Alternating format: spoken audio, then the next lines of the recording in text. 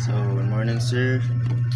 My name is Tikon Seraben from BTBT 1K1, and this is my explanation about the human acts.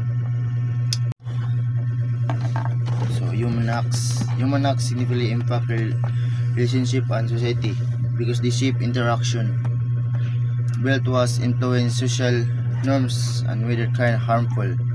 Still understand as consequences that travel through personal connection and broader community. Relationship kindness of honesty and respect, strengthen bonds, fostering love and mutual support. So when mutual support no still. Conversely, action driving selfishness, dishonesty. Yes, dishonesty guys.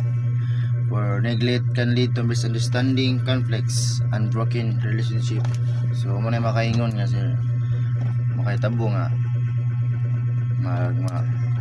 open naman sa usa di na makasinabot mo na dishonesty mo na makakausog misunderstanding sa inyong kan.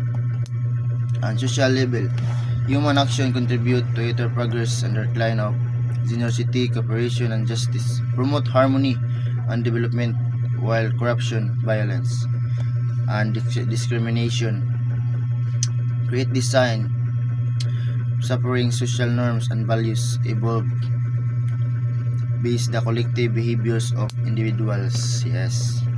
So sabotable naman nga ano kay about relationship kita nakaagi man. Sabo mag-agi gani makasabot na shaping culture and moral compass and community.